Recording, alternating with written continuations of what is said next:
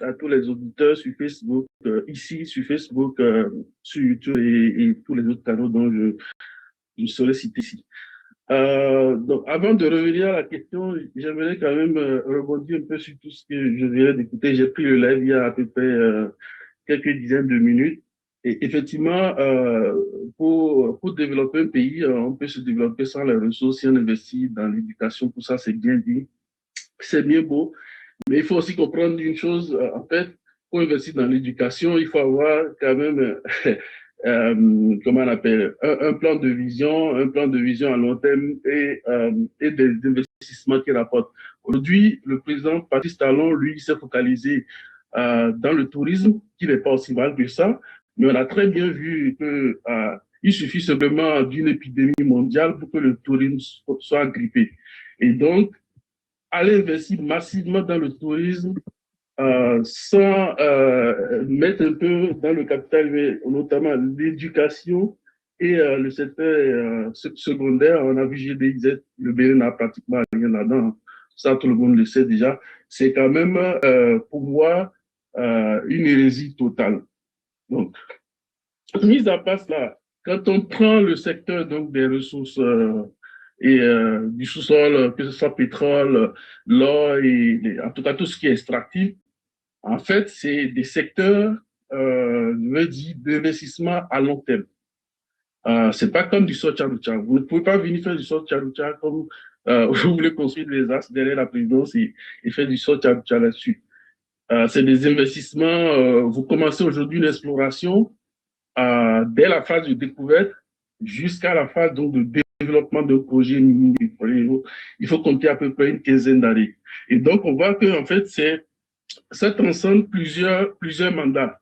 Donc, on sait en gros qu'au Bénin, le mandat, c'est 5 ans. Et donc, quand un président vient, il a juste 5 ans à faire. Bon, là, maintenant, on a 7 ans, fois 2 peut-être, ça fera 14 ans.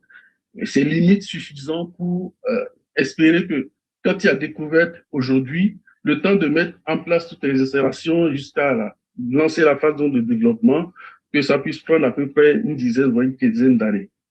Et donc, la plupart des régimes, quand ils viennent dans leurs projets d'action, etc., ils n'investissent pas forcément dans le secteur extractif. Aujourd'hui, le code pétrolier et minier nous permet de capitaliser tout ce qui est base de données, tout ce qui est recherche fondamentale qui a été fait et qui donne en fait des indices de présence de telle ou telle ressource dans le pays et d'aller maintenant chercher des investisseurs, de faire un peu la coubette, hein, en amadouant un peu, notamment en facilitant l'installation de ces entreprises à travers le code minier ou un code pétrolier très, très attractif. Et c'est ce qui permet, au fond, donc, de lancer tout ce qui est recherche minière, tout ce qui est recherche pétrolière. Et donc, si on a une compagnie sérieuse, de penser qu'on peut aboutir à un développement. Quand on prend le secteur du pétrole, quand Patrice Talon est arrivé au pouvoir, déjà Yahya Boni, lui, il a voulu mettre un peu de sous. Ça s'est pas très, très, très bien passé, mais il a forcé un peu quand même la main. Ça s'est pas très bien passé. La crise de 2014 a fait que, bon, au final, le projet de pétrole de Sémé était mort. Et donc, quand Patrice Talon est arrivé, lui, il a dit, secteur du pétrole, tout ça, moi, je m'y intéresse pas. Allez, débrouillez-vous et arrangez votre secteur. Bon, donc, il a fait venir des experts pour essayer donc de restructurer le secteur. Bon, ça ne marchait pas. Finalement, ils se sont rapportés à un cabinet qui est venu justement avec des idées saugrenues. On a vu l'expertise de ce cabinet-là dans la sous-région Niger à travers donc, les conseils que ce cabinet a procuré à M. Bazoum. M. Bazoum et ses ministres et autres sur le projet pétrolier nigérien, notamment le cabinet de Lakenbat, qui a fait que dès l'arrivée donc, du régime de M. Tiani au pouvoir, ils ont enfermé beaucoup de personnes parce qu'ils ont vu qu'il y a eu des choses dans le code pétrolier nigérien qui ne profitaient pas à la nation. Et c'est ça qui s'est passé également au Bénin quand ce cabinet, on leur a fait appel, on a fait réviser un code pétrolier qui existait déjà à 1,5 million de francs CFA déjà. Et dans les propositions de ce cabinet, il est dit qu'il fallait renvoyer un certain nombre de compagnies et qu'eux, ils étaient capables d'aller chercher des grosses boîtes comme les 7 sœurs, hein, les ExxonMobil, British Petroleum, les BP, etc. Et bon, on a vu que ça n'a rien donné. Et donc, on en était là, quand bon, donc ils ont dit, bon, écoutez, comme rien ne marche et ça ne bouge pas, on fait appel alors, bon, on va voir ce qu'on peut faire sur le bloc 1, notamment le champ de Sénin. Au moins déjà, à partir de là, on essaie donc de lancer une production. C'est un champ qui est connu, qui a déjà produit de 82 à 98.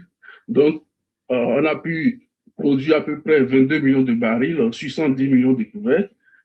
Cela se rapporte à peu près à un taux de récupération de 22%.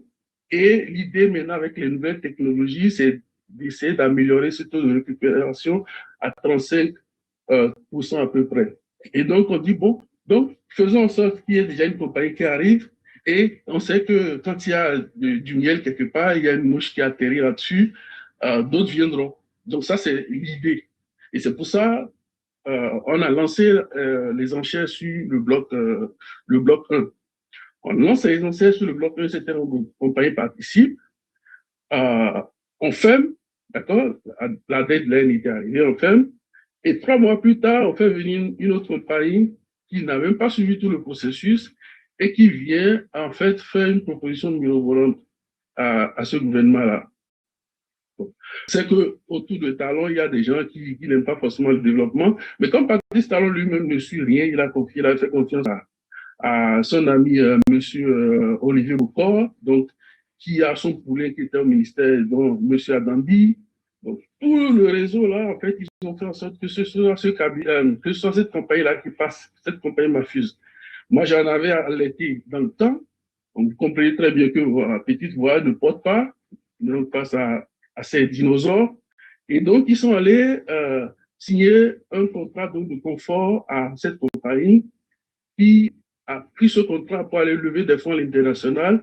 Et quand ce monsieur a fini, donc, c'est la compagnie Zenith Énergie, donc quand le monsieur, le patron de Zenith Énergie a levé à peu près 3 millions de dollars, il allait déposer dans les journaux internationaux que le climat des affaires au Bénin ne permet pas de développer ce champ et que lui, il a fait ce prêt, effectivement, oui, mais qu'il va prendre, il assure les bailleurs que ben, du coup, il va prendre cet argent pour aller investir ailleurs.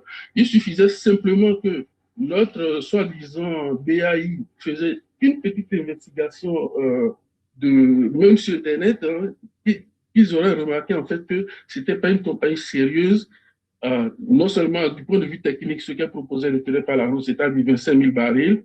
Or, le champ, quand il était vraiment en production, il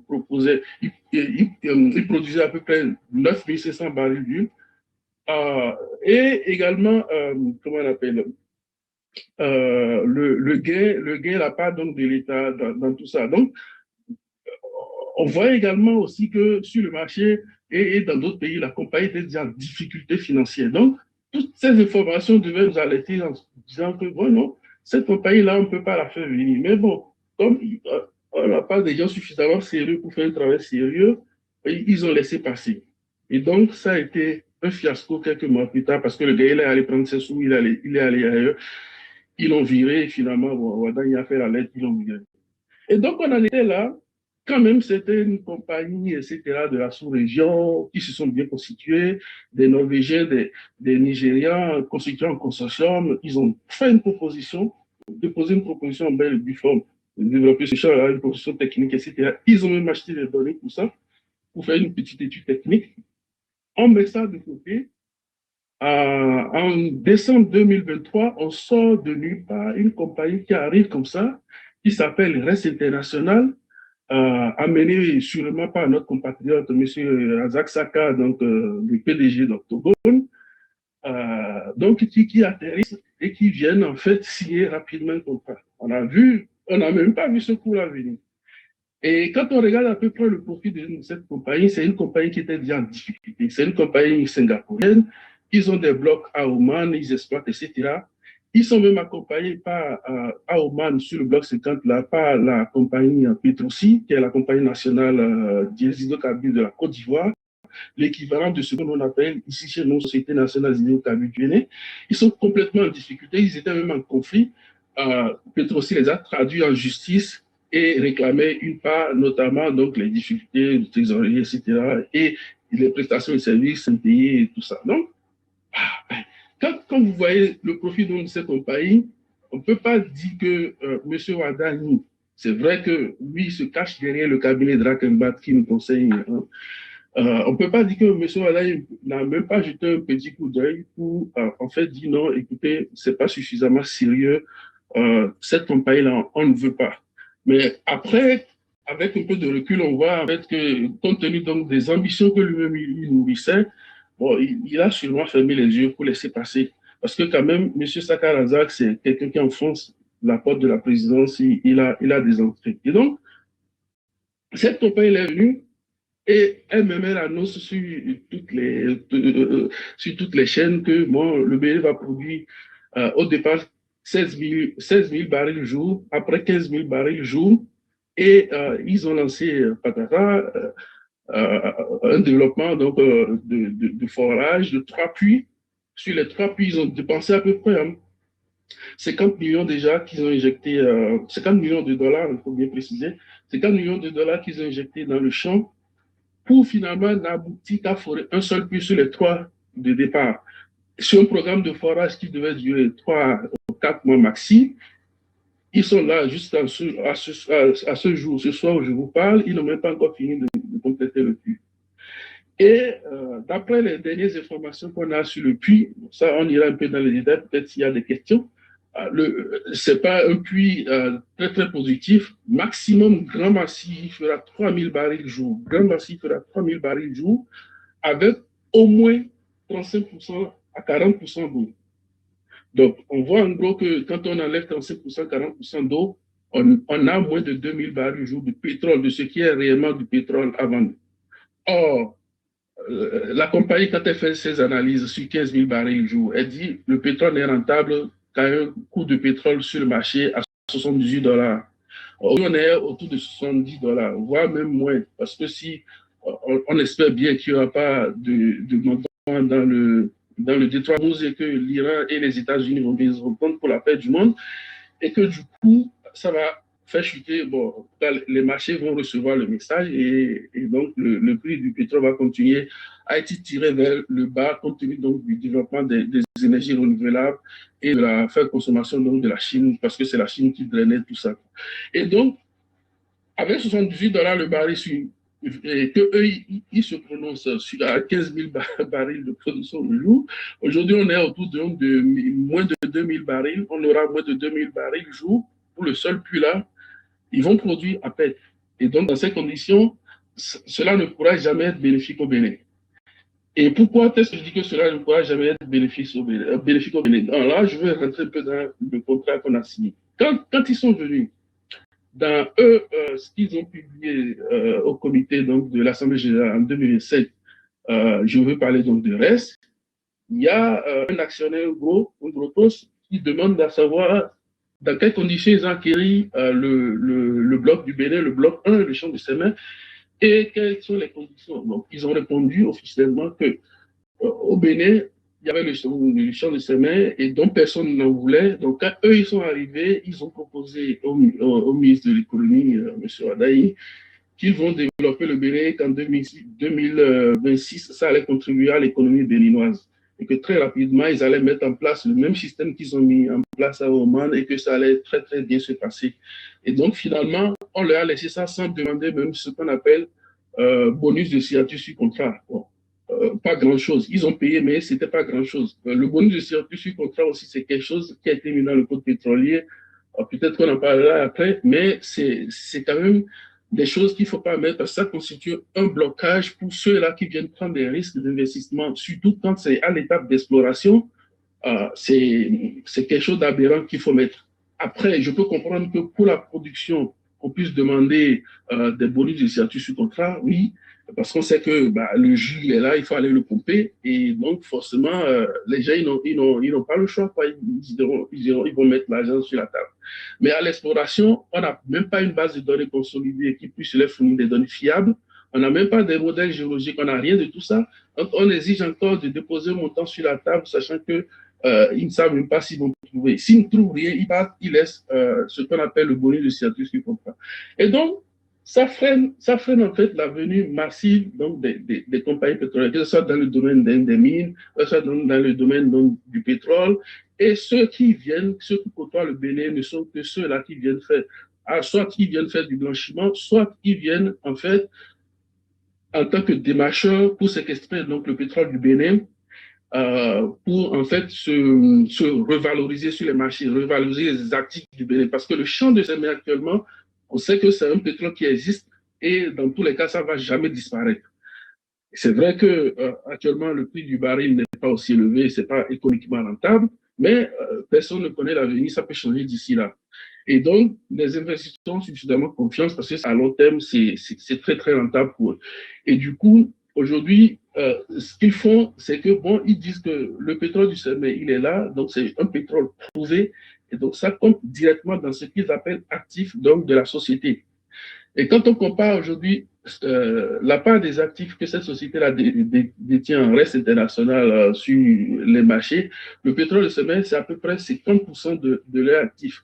Donc, si jamais le Bénin résilie même ce contrat pour cette compagnie, elle dégringole en fait. Son indice boursier dégringole complètement, elle perd de la valeur. Et donc, c'est pour ça qu'ils maintiennent le Bénin sous Grosso comme ça et ils essaient donc de. Voilà, c'est des démarcheurs qu'on les appelle. Hein, c'est des démarcheurs. Eux, ils gagnent, mais aujourd'hui, le Bénin ne gagne rien là-dessus. Le Bénin ne gagne rien parce que Patrice Talon dit bon, il se cache derrière Drakenbach, une compagnie dont le siège en Afrique, c'est à Lomé, c'est au Togo, mais c'est une compagnie française voilà, qui aujourd'hui nous met dans ce pétrin-là. Voilà. Donc, et puis, du coup, derrière, on a des cadres qui cautionnent tout ça. On a Dani, lui, qui aime trop les cabinets, des lois, etc. Bon, il se cache derrière tout ça pour justifier le fait que, bon, la faute n'est pas de lui et que ils ont quand même payé chèrement un cabinet qui devait normalement nous arranger tout ça. Voilà. Et moi, ça m'inquiète beaucoup. Je le dis avec ce qu'on a comme programme de développement juste à la vision 2060, ça c'est complètement ridicule. Le secteur extractif, en fait, c'est mort, il faut mettre une croix là-dessus et c'est terminé. Donc, il faut peut-être penser à d'autres secteurs. Je pense pas que le tourisme puisse nous aider à faire quoi que ce soit. L'agriculture, oui. Encore que lui, c'est Patrice Talon seul qui détient tout ce qui est secteur agricole. Et en tout cas, il impose la production du coton. C'est lui qui fournit les engrais. Pas plus tard qu'en la campagne 2024, ils ont fourni des engrais périmés. C'est ce qui a fait que, bon, au final, ça n'a rien donné. Hein. Donc, on a tous vu ça. Et donc, c'est le développement du Bénin sans les ressources. Le développement du Bénin avec les ressources, c'est possible si on a des gens intelligents, si on a des gens qui programment à long terme. Mais le développement du Bénin avec les ressources serait davantage plus facile et plus rapide au regard donc, de ce qu'on a vu en Arabie Saoudite, les Émirats et tout ça. Je ne vais pas prendre l'exemple du Nigeria parce que ce n'est pas un cas concret, mais c'est quelque chose qui pouvait être fait au Bénin aussi. Hein. On peut se développer très rapidement si on arrive quand même à mettre en place une bonne stratégie d'attractivité déjà des investisseurs dans tout ce qui est exploration de nos sous-sols et derrière une politique donc, de développement sur tous les plans, y compris compétences humaines. Aujourd'hui, on a une société nationale qui ne compte que 5 ingénieurs techniques. Bon, comparé à Petrosi, vous avez plus d'une centaine d'ingénieurs dans chaque branche. Donc, ouais, avec ça, on ne peut pas être compétitif. Or, les statuts donc, de cette société nationale du pétrole, c'est d'aller sur les marchés, même d'aller prendre des prestations de services, tout ce qui est géologie, géosciences, etc., pour même exploitation. Et donc, voilà, on ne développe pas. Tous ces ingénieurs dont je vous parle, qui sont dans le secteur minier et pétrolier, ont été recrutés sous Yaïboni. Et sous Talon, il n'y a aucun recrutement, ni formation. Les formations étaient gelées. Bon, on a milité un tout petit peu pour que, bon, dans le domaine, récemment, ils ont envoyé quelques miniers en formation, mais sinon, qui sont déjà dans l'administration. Hein, donc, mais sinon, rien en fait n'est prévu pour ce ministère-là. Quoi. Oui, le ministère monsieur Issou, de choses à faire pour l'énergie et l'eau. Et même dans le domaine de l'énergie et l'eau, je ne suis pas trop spécialiste dedans, je ne maîtrise pas trop, mais là-bas également, ce n'est pas rose. On a vu le ministre Akona, il a dénoncé ce qui s'est passé et tout de suite, il a été limogé. Et d'ailleurs, pour compléter, juste pas pour vous arrêter, monsieur Jules, quand ce ministre est arrivé, il a demandé à avoir les contrats. Le directeur de la Société Générale, qui est de facto actionnaire à 15%, donc la Société nationale, j'allais plutôt dire actionnaire à 15%, n'a même pas une copie donc, officielle, n'a pas une copie donc, du contrat qui a été signé. Et lui, le monsieur lui répond gentiment, je n'ai pas le contrat, etc. Ça a été signé et c'est resté comme ça. Il s'est maintenant adressé à la Direction générale des hydrocarbures et ressources énergétiques, DGHRE, et c'est là où il obtient le contrat. Et quand il lit le contrat, ils vont faire que le Bénin, le gars est dedans. Et ce monsieur, il a dit, bon, on révise tout ça avant que vous ne vous lancez même dans le forage. Et quand il a fait ça, ils ont sorti le journal derrière pour dire, bon, c'est un incompétent. À l'état national, ils ont sorti que c'est un incompétent. Il ne comprend rien des dossiers et que c'est Wada qui l'aide même à gérer le ministère. Donc lui, il était déjà frustré déjà sur ce domaine-là. Et quand il va partout, bon, sur le domaine donc, de l'énergie, eau et tout ça, il s'est laissé emporter. Et comme ça n'a pas tardé, le président, il était au Brésil. Monsieur Wada, il vient lui souffler à l'oreille, écoute, nos partenaires, nos PTF, etc., se demandent, mais qu'est-ce qui se passe au Bénin? Il faut le limoger, il faut le limoger. Mais en fait, la demande express donc, du limogeage concerne aussi d'autres dossiers qui vont au-delà donc, de ce qui est électricité et eau, et notamment donc, le domaine des mines. Voilà. Ok, monsieur Sou, ce que je voulais vous demander, est-ce qu'actuellement le pétrole est exploité au Bénin? Est-ce qu'on est en train de produire le pétrole aujourd'hui au Bénin? Pour le moment, on n'a pas encore produit. Ils ont foré le seul puits qui a atteint le réservoir a été testé à peu près en termes de débit artésien. Débit artésien, c'est quand on met la crépine, on ouvre le puits, ça commence pas à couler naturellement sans qu'on installe la pompe. Débit artésien d'à peu près 1000 barils jour. Et donc, il faut mettre la pompe, etc., pour pomper fort, pour monter à 3000 barils. Et donc, pour le moment, on ne produit pas. On ne produit pas. Ils sont en train d'installer la pompe d'après les nouvelles que j'avais. Je ne sais pas si actuellement, ce soir, ils ont déjà fini d'installer la pompe. Et juste après la pompe, ils vont relancer encore les essais de pompage. Et justement, là-dessus, ils ont proposé au Bénin dans le contrat, et c'est ce qui a fâché d'ailleurs le ministre, une période de production considérée comme essai de pompage longue durée d'1 an. Et qu'est-ce que cela comment on appelle, implique directement? Ça implique que tout ce qui sera produit pendant cette période-là sera stocké et le jour où il sera vendu, en fait, ils vont pouvoir déduire à 100% toutes les dépenses concentrées pour le développement, c'est-à-dire pour le forage, etc. Et donc, hormis cette période, c'est-à-dire quand on passe dans la... Si on déclare une période si on déclare que c'est une période de production réelle, alors là, le pourcentage que vous prenez sur tout ce qui est dépenses que vous avez avancées, c'est 70%. Mais quand on dit que c'est essai de production longue durée, ça vous donne directement 100%.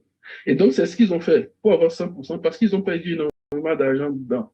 L'idée maintenant, c'est de pouvoir mettre la main basse là-dessus, de pouvoir dire essai de production longue durée. Et je suis sûr même qu'en 2027, ils vont dire, compte tenu du fait que le coût du pétrole n'est pas aussi élevé, on va soit voir, soit on réduit le débit, soit on continue par produire plus doucement, et puis on stocke ce pétrole pour pouvoir récupérer 100% de nos sous là-dessus.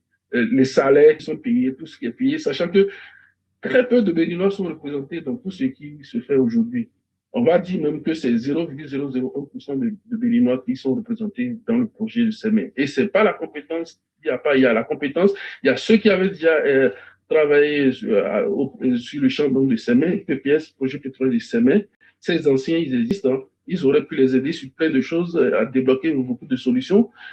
Ils n'ont pas fait recours à ces derniers parce qu'ils estiment qu'ils sont de la vieille école, peut-être qu'ils sont noirs, je ne sais pas moi. Je ne veux pas tirer une conclusion hâtive, mais en tout cas, ils les ont écartés. Les Béninois qui sont, les quelques-uns qui sont des ouvriers sont maltraités. Parfois, ils travaillent même jusqu'à 16 heures, 20 heures par jour.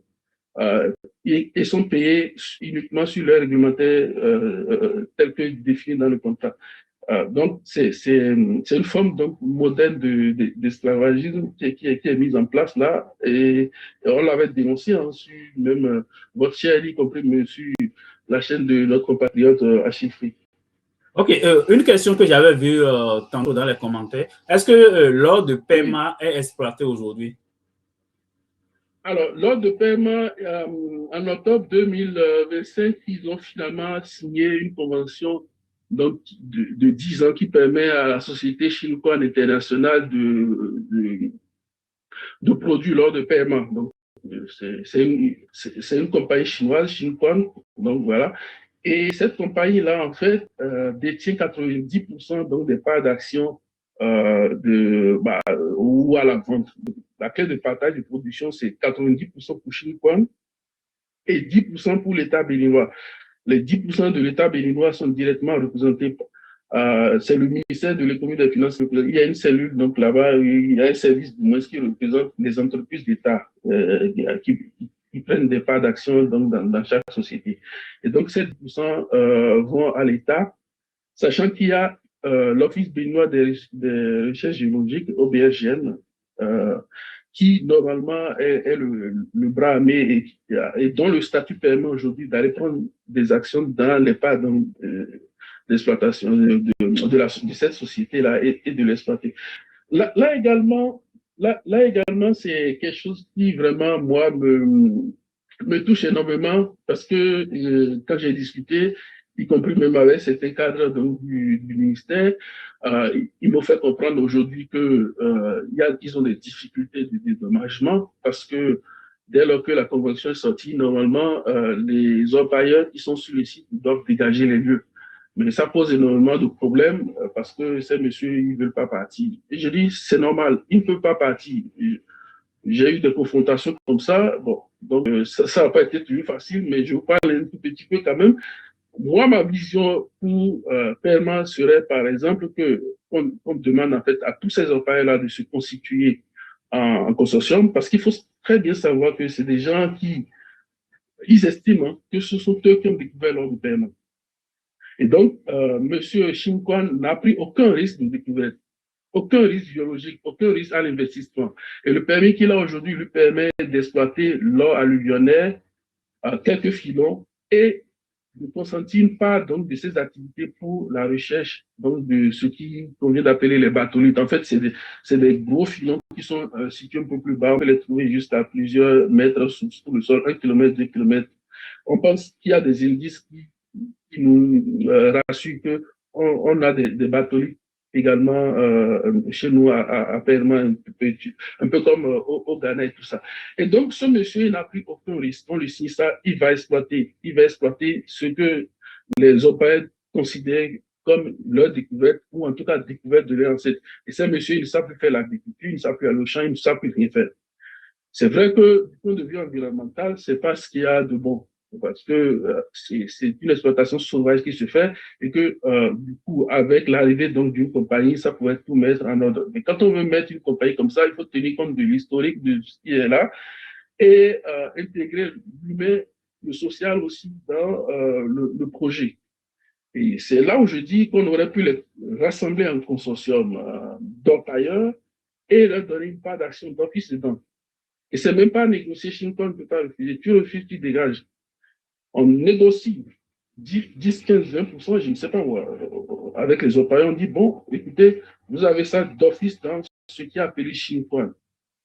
Et ce n'est que de cette façon-là qu'on peut véritablement également mettre une structure derrière pour les suivre, pour que comment on appelle, ce retour, c'est pas un retour sur investissement, ou en tout cas ce bénéfice-là qu'apporte le développement de l'activité d'exploitation de l'or dans la région serve aussi à progressivement financer des projets donc du retour à l'agriculture et de plein de choses. Parce que si on leur arrache ces terres, on leur donne peut-être 500 000, 600 000 par-ci, par-là, c'est terminé. Et à la fin, c'est rien. Il n'y a aucun programme là-bas. Les gens ne savent plus rien faire. Certains vont à l'école parce que bon, leurs parents sont dans les galeries. Ils sont dans les galeries, ils trouvent un peu de sous, ils paient la scolarité, ils payent des billets d'avion pour ceux qui veulent aller à l'étranger. Et ça, on ne peut pas du jour au lendemain leur couper ça et attendre qu'ils ne réalisent pas. C'est chaud sur le terrain. Bon, ils avaient donné jusqu'au au lendemain des élections là. Je crois que c'est le 12, non, 12 janvier. Le 11 pour janvier. dégager. Parce qu'ils savaient que bon, les élections étaient arrivées, mais il fallait calmer un peu tout le monde. Donc, au lendemain des élections, l'arrêté a été mis en application. Et donc, ils envoient des policiers, etc. Mais c'est pas facile sur le terrain. C'est pas facile. Et Oui. voilà, donc on va laisser cette ressource dans les mains d'un Chinois qui n'a pas pris les risques d'investissement, de découverte et tout ça, et qui viendra simplement, je vais dire, nous piller parce qu'il détient 90%, quoi. Il détient 90%. Ok. Monsieur Essou, si je comprends bien votre proposition sur l'ordre de paiement, c'est que qu'on puisse, au lieu de donner 90% à la compagnie chinoise, qu'on puisse peut-être prendre 15 ou 20% et donner cette part-là à ceux qui sont là actuellement, qui produisent, qui exploitent de façon artisanale. Je pense que c'est pour résumer ce que vous avez dit un peu. Avant de vous laisser la parole aux autres, est-ce qu'aujourd'hui au Bénin, on a une ressource qui promet, en termes de rentabilité, de coût d'exploitation, est-ce qu'on a une ressource, on a parlé du pétrole rapidement, on a parlé de l'or aussi, est-ce qu'on a une ressource qui a vraiment un intérêt national pour que les gens viennent mettre de l'argent dedans? On a parlé des indices du lithium. Malheureusement, il y a certains cultives aussi parmi nous. Ouada, il a sorti 200 millions. Il a dit, bon, écoutez, allez renforcer les recherches sur le terrain. Ils sont allés sur le terrain, ils ont dilapidé des sous. Ils n'ont rien fait de sérieux. Aujourd'hui, on n'a aucune base solide qui puisse attirer les investisseurs à pousser l'investigation plus loin dans ce qu'on appelle lithium aujourd'hui, qui est une ressource d'intérêt. Donc, du coup, il y a même certains Australiens qui sont arrivés au Bénin, qui ont été quand même déçus, qui sont partis parce qu'on avait annoncé en grand point, comme on le fait dans le pétrole, on a du lithium. Mais quand on est parti, on a vu que dalle. Les compagnies n'ont rien vu parce que les compagnies disent, donnez-nous les données que vous avez, ce sur quoi vous vous basez pour dire que vous avez tel et tel. Ils n'ont rien. Ils sont allés sur le terrain, ils sont allés s'amuser et c'est passé comme ça. Et c'est ça qui fait aujourd'hui que, bon, du coup, même sur l'or, le ministère, ou en tout cas, M. Ouada, il n'a pas voulu confier les 10% donc de la part de l'État directement à la société ou à l'Office béninois des recherches géologiques et minières.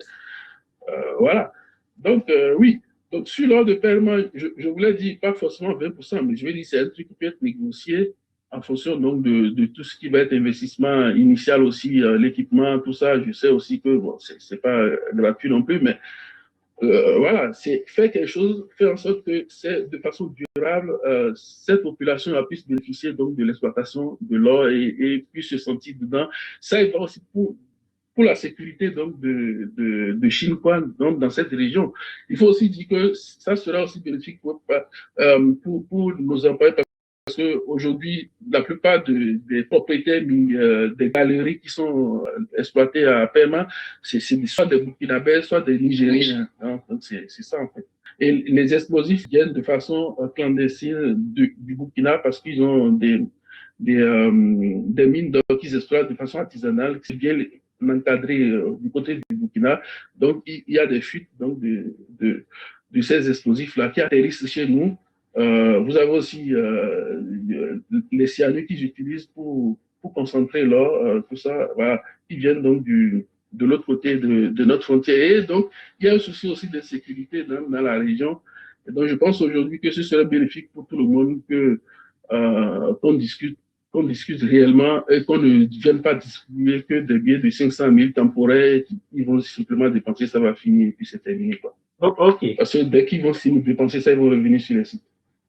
Ok, donc merci beaucoup, Monsieur Essou, de nous avoir permis de comprendre rapidement ce secteur-là. On a survolé hein, parce que on a comme beaucoup de gens sur le panel. Mais avant de donner la parole aux autres, je voulais rappeler, si vous n'êtes pas abonné. Vous avez le faire.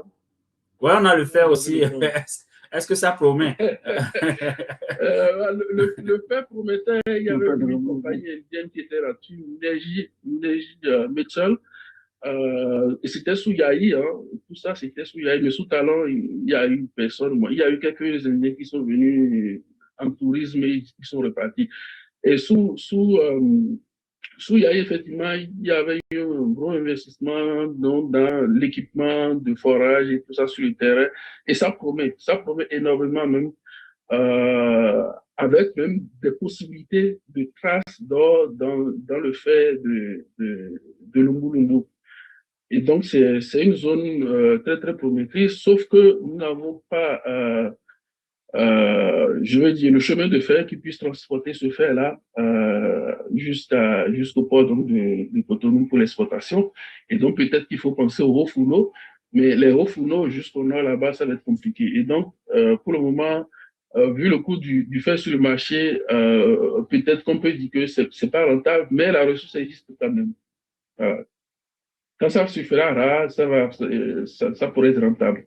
C'était pareil pour le pétrole de Sémé en 74, quand ça avait été découvert du moins, on avait déclaré ça non rentable. Mais en 82, après la crise donc, de la guerre entre les Arabes et les Israéliens, ça fait monter. Du coup, en 82, c'était devenu rentable et on a produit jusqu'en 98 où le prix du baril a encore chuté et nous, on produisait avec jusqu'à 95% d'eau, à peu près, ou 97 même, à 13 dollars le coût du baril. Mais voilà, c'était plus rentable. Et du coup, aujourd'hui, c'est rentable. C'est un peu rentable parce que, bon, on se dit que il y a encore quelques millions de barils à racler, c'est juste le fond de la casserole à racler et derrière, ça va faire venir en fait, ça va susciter l'engouement de certaines compagnies. C'est pour ça qu'ils se relancent dans le secteur. Bon, on va voir, en tout cas, on est là. OK. Merci beaucoup. Donc, je rappelais tantôt, si vous n'êtes pas abonné à nos différentes plateformes, c'est l'occasion de le faire. Ici sur TikTok, mais vous pouvez vous abonner aussi à notre plateforme YouTube qui porte le même nom qu'ici. Et Facebook aussi, ça a le même nom qu'ici. Je rappelle aussi que je l'ai dit sur mes derniers lives que BiAfrica est en partenariat avec Sendwave. Donc, si vous envoyez de l'argent un peu partout en Afrique, vous pouvez utiliser l'application, utiliser le code BiAfrica, ça va vous donner un crédit de 10 dollars pour votre premier transfert. Donc, merci beaucoup de continuer à tapoter, à partager le live. Donc, on va écouter les autres rapidement. Allez-y, s'il vous plaît. Ok, merci beaucoup de me donner la parole. J'avais vu qu'il y avait quelques notions dans les commentaires également, notamment quelqu'un qui posait la question de savoir sur quelle base on a signé 90% pour Shinquan et 10% pour l'État. Je ne saurais le dire, voilà, c'est comme ça, c'est signé. Bon, heureusement, d'ailleurs, l'État a pris 10%, c'est déjà une avancée. On les remercie pour ça, mais déjà, on souhaite que les employeurs se constituent en association et entrent aussi dans le capital donc, de Shinquan pour l'exploitation de l'or de perles. Donc oui, effectivement, j'avais vu aussi un commentaire, quelqu'un qui disait est-ce que c'est des dynamites? Oui, effectivement, c'est des dynamites, ça vient du Burkina pour la plupart du temps. Mais sinon, nous, au Bénin, on a installé, on a tout concentré à Djidja.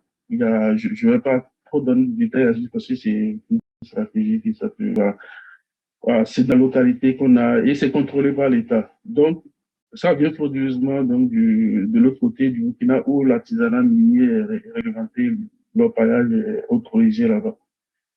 Pour ce qui est des mines, je pense que j'ai évacué. Alors, pour le pétrole, quelqu'un demandait de savoir quelle est la part donc, de partage, de la clé de partage de production. D'après le contrat qui a été signé et selon le code pétrolier, à la vente donc, du pétrole, donc, à la fin de l'année, quand on fait le bilan comptable et tout ça, l'État, si c'est le pétrole, frappe de 10% de royalty. C'est le ad valorem royalty. C'est comme si je dis, je te prête ma terre et une fois que tu as cultivé, avant même qu'on ne partage, je prends une part d'abord. Et après, on commence à partager souvent la clé de partage définie. Donc, 10% pour le pétrole, 3% pour le gaz. Et une fois que l'État prend ce pourcentage-là là-dessus, la compagnie elle-même prend, suivant ce qui est mis comme période d'exploitation, 100%, si c'est une période d'essai longue durée telle qu'ils l'ont proposé là et validée, d'une période d'1 an, donc ils vont prendre 100% des investissements consentis pour le développement du projet. Et sinon, si c'est une exploitation normale, si ce n'est pas considéré comme une période d'essai de production, si c'est juste une période d'exploitation, c'est juste à hauteur de 70%. Et c'est 70% ou 100%, mais étalé sur plusieurs années. Ce n'est pas tout l'investissement qu'on prend une seule fois, sinon il n'y a plus rien. Et une fois qu'on a prélevé une partie donc, de nos dépenses investies, consenties en fait, pour le développement du projet, on vient maintenant, il y a ce qui reste. Ce qui reste, en fait, on fait le calcul entre la part du revenu sur l'investissement. L'investissement, y compris CAPEX et OPEX. Alors, quand on fait le ratio, quand le ratio est inférieur à 1,5, l'État prend d'office 45%. C'est un peu comme la charge, le taxe de 45%. Et le reste, maintenant, revient à la compagnie. Ici, c'est un consortium dont Reste International qui est actionné à 76%, Octogone qui est actionné à 9%, et d'office, tel que le prévoit le code pétrolier, la Société nationale des hydrocarbures du Bénin, SNHB, qui est actionné à 15%. Et donc, Monsieur, je ne vous coupe pas. Hein. Pour ceux qui ne savent pas c'est quoi RES, c'est un légionnaire français qui s'est constitué comme ça. Hein. C'est un Français, un homme de l'armée qui fait la loi au Bénin. C'est une compagnie pétrolière singapourienne. C'est vrai qu'ils ont le directeur résident, c'est un Français qu'ils ont pris, qui est un ex-capitaine de l'armée française. Bon, moi, je ne porte pas de jugement là-dessus. C'est quelqu'un qui a fait aussi le domaine du pétrole. Chacun qui s'est utilisé comme il veut. Mais en tout cas, voilà. C'est lui qui représente la société côté BV. Mais et d'office, Akaké Petroleum. C'est lui le directeur résident. Sachant que sous Yahi Boni, ils avaient négocié les pétroliers béninois, les ex-pétroliers béninois qui sont à la retraite, pas du temps qui maîtrisent le champ, ils avaient négocié à ce que, au moins que le directeur résident soit quelqu'un de la localité qui soit béninois et qui maîtrise en fait l'administration béninoise, parce que c'est quelqu'un qui fait le pont entre la société et l'administration béninoise. Donc, si vous ne maîtrisez pas l'administration béninoise, c'est compliqué de faire avancer, de faire signer. Bref, ça, c'est une parenthèse.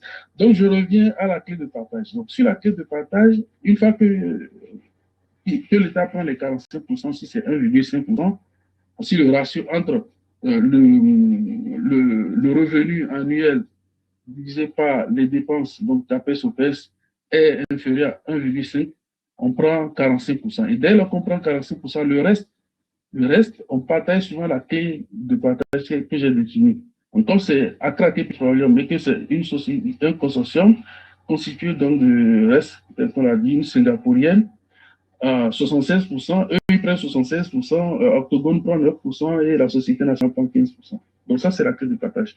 J'ai également entendu parler donc de. C'était des volumes, non? C'était quoi? Non, voilà, c'était qu'est-ce qui a bloqué, pourquoi ils n'ont pas pu forer les 3 puits.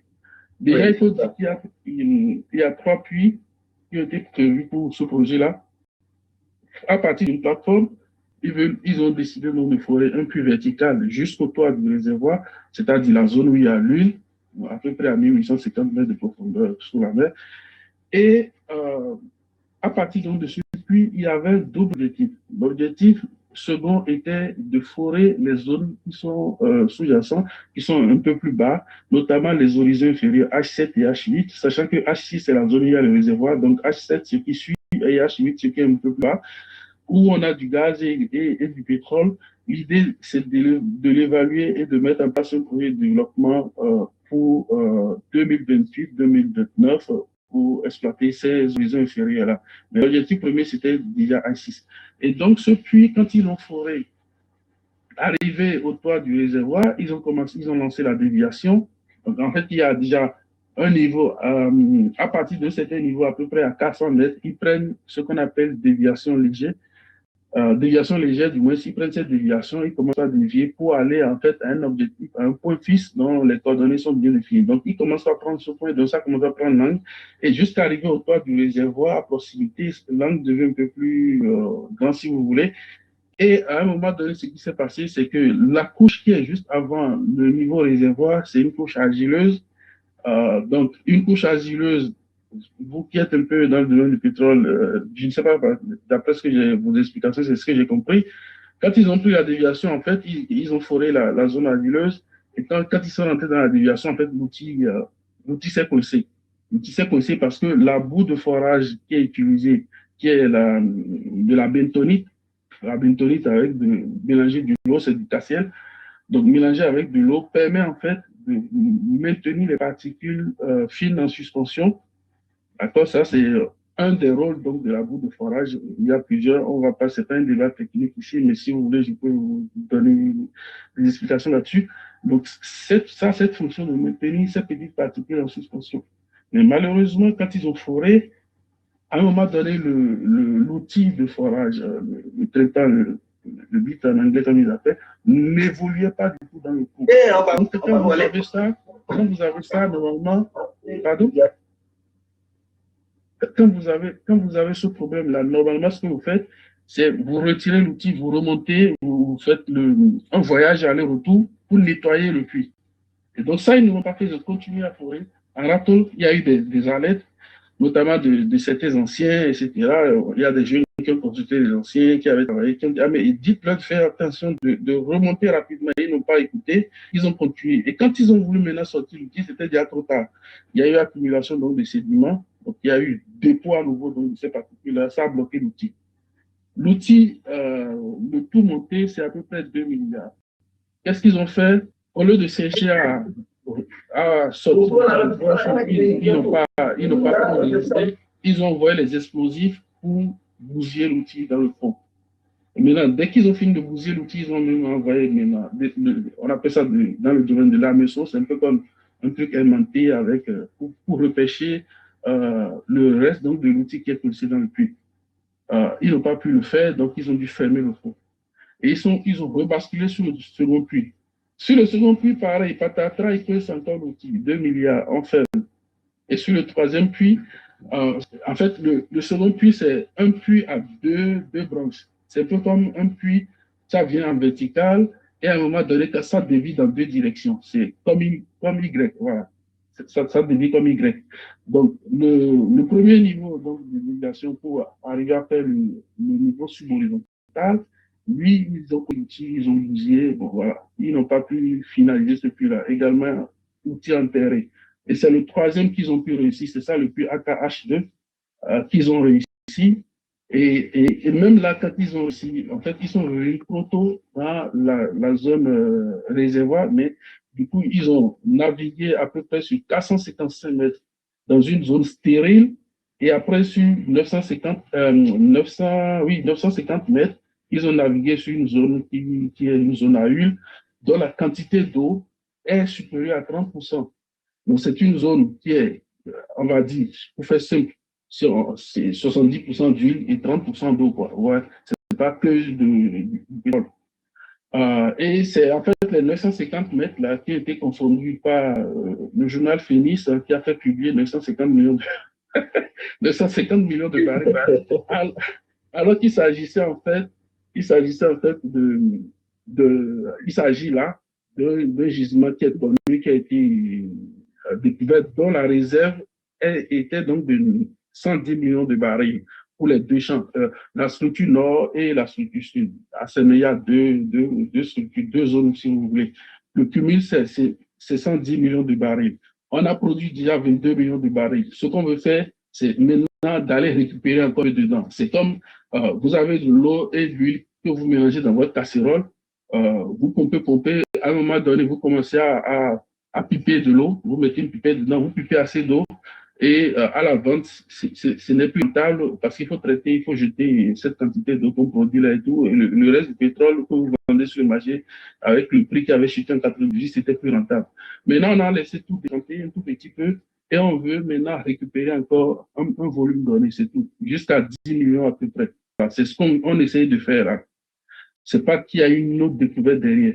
Mais en effet, effectivement, il y a un objectif donc d'exploration derrière et cet objectif-là également a été voilà, n'est plus d'actualité maintenant parce que justement, le puits dont je vous ai parlé, le premier puits où ils ont bougé les outils à 2 milliards de francs CFA. Et donc, ce qu'il y a, c'est que toutes ces dépenses-là, une fois que, dès lors que c'est justifié, vous vendez le pétrole un jour, vous récupérez ces sous. Et vous récupérez ça sur le pétrole béninois, en fait.